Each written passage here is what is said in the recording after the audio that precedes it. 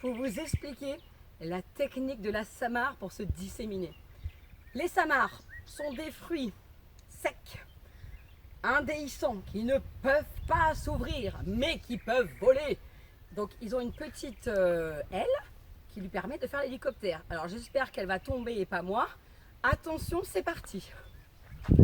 Ça tourne. On voit que dalle.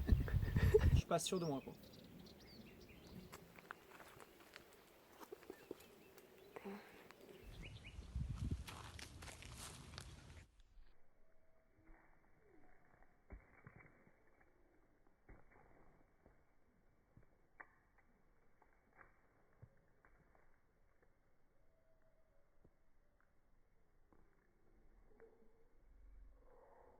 Un petit point biophysique.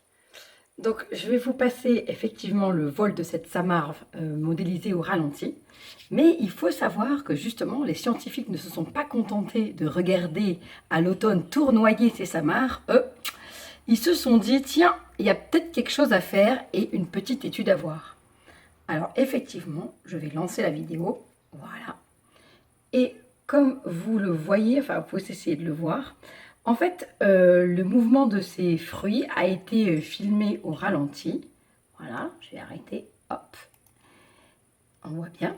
Et on s'aperçoit que, justement, la samare tournoie autour d'elle-même dans un axe qui est très très proche de la graine. Et c'est normal parce que c'est là où se trouve l'essentiel du poids au niveau de la graine. Donc, son mouvement dans l'air, en fait, entraîne la formation de tourbillons. Et ces petits tourbillons, en fait, ils s'étirent le long de l'aile. Et même, ils vont se prolonger au-delà de l'aile de la samare. Un petit peu comme pour les avions. Toujours est-il que le fait que ce tourbillon se fasse, ça va créer une dépression qui s'oppose à la chute de la samare.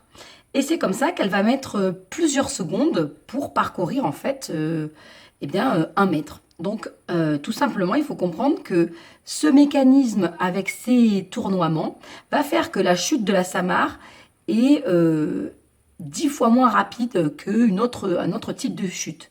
Et cette capacité de tournoyer fait qu'elle flotte beaucoup mieux dans les airs et ça va favoriser en fait sa dissémination. Donc, un petit coup de vent et hop, elle peut parcourir des longues distances, cette samare. Alors, ça, ils ont pu l'étudier. Je vais vous remettre la petite vidéo pour que vous la voyez parce que c'est quand même assez passionnant. Voilà, c'est magnifique. Alors, pour étudier ça, bah, ils ont fait justement des vols de samare en les mettant en fait, dans une soufflerie. Et ils les ont filmés au ralenti. Et voilà, ils en ont déduit ça. Alors, ils ne se sont pas arrêtés ici. En fait, comme d'habitude, la physique va s'inspirer de la nature. C'est ce qu'on appelle la biophysique. Et il va y avoir sûrement des applications biotechnologiques à ça. Comme par exemple, je ne sais pas moi, construire des mini-hélicoptères qui pourraient justement utiliser le principe de la samare et puis arriver à flotter plus longtemps. Voilà. Alors ça, c'était le petit point biophysique. Dernier petit point pour les samars.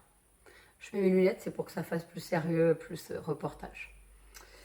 Alors, il faut que vous sachiez que les samars sont un poison mortel, notamment pour les chevaux. Je viens juste de découvrir ça. En Belgique, il y a plus de 800 chevaux qui sont morts en mangeant les fruits des érables.